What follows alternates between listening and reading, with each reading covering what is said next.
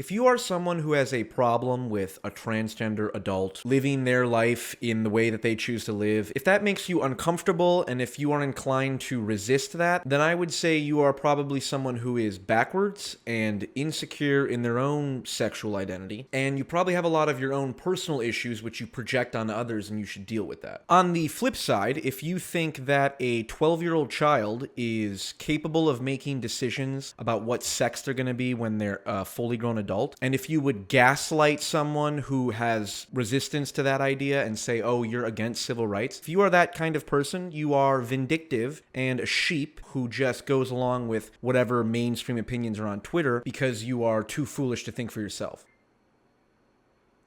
Well, this is much clearer. The reason that I can say these things with such confidence is in part because they're self-evident, but more importantly, I have scoured the internet and all of the progressive YouTubers like Vosh and ContraPoints and PhilosophyTube, all people who I respect and learn a lot from, but none of their content is even remotely convincing in being able to dispute the argument that I'm going to put forward in this video. I'm going to focus on the concept of social constructs, and when you hear conservatives say gender is a social construct as if that's a meme, well, after watching this video, you can now make fun of them because gender is a social construct and no one of any level of intelligence would dispute that. The thing that people need to realize is that all social constructs are built on biological foundations. Joe Rogan, Barack Obama, and Harry Styles express their masculinity in different and socially constructed ways, but the diversity of their gender is still related to the biological reality of sex and the fact that they're all males. And understanding that is the key to being able to make the claims that I made at the beginning of the video. So this is going to be fast-paced and a little complicated, but I'm going to explain it as best as I can. So here we go. So let's define a social construct as something that exists not in material reality, but as a result of human interaction. It exists because humans agree that it exists. So the value that currency has, or the reality of the nation state, or the agreement you have with your roommates on what chores to do, all of these things technically only exist in the minds of human beings, and they manifest their reality in that they affect how we act. Now, a small number of very smart people who have rationalized extreme stupidity, called postmodernists, will tell you that language is entirely a social construct, that every single word we have only has meaning because it relates to other words, and those words relate to other words, and it's entirely a circular reference phenomenon, and we can just change the definition of words as we feel like it and if it benefits people. And this is garbage because take something like a curse word. You might think swearing is about the most socially constructed concept that you can come up with. But this is actually not the case because swear words are actually a very deeply biological phenomenon, and we know this because they're variants of Tourette Syndrome, which is a genetic disorder that causes people to preferentially curse or swear involuntarily. Two things. I have Tourette Syndrome. Sorry if I'm inappropriate, bitch. And the second thing is, you're all sluts. Fuck you, Destiny. And you might ask, how could a genetic disorder cause people to swear? Well, what's happening is there is a specific speech circuit in human beings, and it's the same circuit used by chimpanzees when they see a predator. If they see a large bird of prey or a snake, they utter a specific series of sounds, and that same circuit is what is affected by Tourette syndrome. So when we swear, it's actually a form of predator detection, threat detection, and we utter it involuntarily. Like when we stub our toe and feel pain, that immediate reflex to swear is using the same neurological circuitry that chimpanzees are using when they see a snake, a hawk, or some other predator. And this is a perfect example of what I mean when I say social constructs are built on biological foundations. A really good metaphor for this idea is a building being built on a foundation. The shape, the design, the function of the building is dependent upon the human beings designing it, but in order for the building to have any use, the building has to abide by certain architectural principles so that it doesn't fall over. And any word or category or abstraction has to relate to some biological underpinning in order for it to have any use. So for curse words, what words actually constitute swears or curses is going to be dependent on your social context, but the reality of curse words is still real. It's the biological foundation underneath the social construct. And here's where I'm going to present a important claim that is going to sound very complex, but I'm going to provide an example immediately afterward. The utility of any social construct is parameterized by the degree to which that social construct deviates from its biological reference/underpinning. What do I mean by that? Think of the category of adult and child. The distinction between an adult and a child is obviously in part biological, but it's also in part socially constructed. We sort of arbitrarily decided that at 16, you can drive a 2,000-pound metal box down the highway at 80 miles per hour.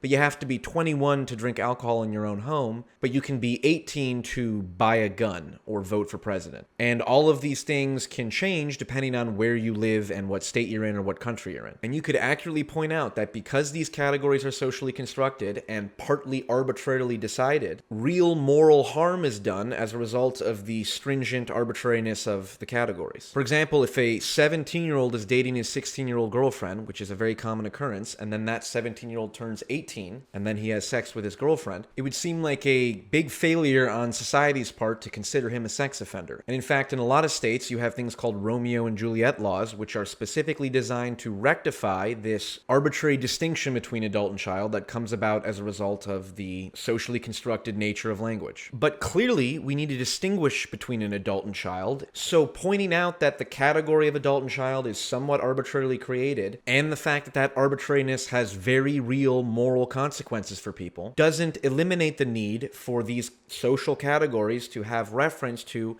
some underlying biological reality, which is that young children, their brains are not developed enough to be able to make long-term consequential decisions. And if we just blew up the category or said, well, because it's socially constructed, we can change it infinitely, then we would be letting 10-year-olds take out loans. Hey, don't call me bitch, I'm a grown man! Or 8-year-olds deciding whether or not they can listen to their parents, or any children deciding whether or not they can become transgender and deciding that they can take hormones or have parts of their genitals surgically removed because that's how they feel at the time. And in fact, when it comes to the concept of gender itself, this same kind of thinking is very useful here. So we have the categories of man and woman, which are clearly related to the underlying biological realities of sex, male and female. And people will say, well, gender is a social construct, so which it is, because what we decide women and men should do is arbitrary in some sense. So then people say, well, let's just change the categories as we need them in order to make people who feel like they belong in the other sex, make them feel included. And it's like, okay, there's real utility in that, but we have to remember that the utility of the category of man and woman is parameterized by and conditioned by the degree to which man and woman deviates from biological sex, male and female. Because we clearly as a society have an interest in sex-segregated institutions, prison being the obvious one, unless of course you think that fully grown adult males like Karen White being put in prison with females is a good idea, in which case your opinion doesn't really matter. But before I end this video, I want to make perhaps the most important point I'm going to make. It's clear that the utility of a social construct, a category like man and woman or adult and child, is parameterized by the degree to which it deviates from its biological underpinnings. But that does not mean that it cannot deviate or that it should not deviate. We are creating more inclusive and progressive, tolerant societies because of our ability to expand our conception of language and what it means to be a woman, a man, a child, adult, all that. Child labor laws were put in place because in the past there actually wasn't a big distinction between adult and children. And technology like the birth control pill gave women the opportunity to take on new roles in society as opposed to child rearing or domestic activities that they were relegated to in the past. And in fact, one of the biggest predictors of economic success for a given country is the degree to which women are afforded the same rights as men. So it's in everyone's best interest that these categories are able to change and deviate from the definitions that we held in the past. Technological and social progress allows us to expand our understanding of constructs like gender, even though they still relate to a biological reality, just as technology like steel allowed buildings to expand in their range of diverse functions and designs, while still abiding by the same architectural principles of stress and weight limits and all of that. Now, I honestly don't think that anyone can dispute this conceptualization because I've thought about it and I can't see any way around it, but that doesn't mean I'm right. So if you think that I'm wrong, then let me know. But the reason that I'm doing this video is for two reasons. Number one, I genuinely want transgender adults to be as accepted by society as possible. And I think the biggest barrier to their acceptance is the fact that people will lump supporting transgender rights for adults with supporting children being able to make these life-altering decisions that are increasingly showing to be horrible and harmful, and many people are regretting it. I had never really been suicidal before until I had my breast augmentation, and about a week afterwards, I wanted to actually kill myself. I had a plan, and I was gonna do it, but I just kept thinking about my family to stop myself. It kind of felt like, how am I ever gonna feel normal again like other guys now? And the second thing is that when people see children being screwed over by this strange ideology, I think you are honestly creating right-wing extremists who don't follow politics, they don't see anything, they don't watch these videos, they just see a news story of a 14-year-old who got a double mastectomy, and then they freak out, and their response is to go as far right as possible. So regardless of how you feel, I think it's inevitable that we need to talk about these complex and divisive cultural issues. Otherwise, things fall apart. So, good luck and Godspeed.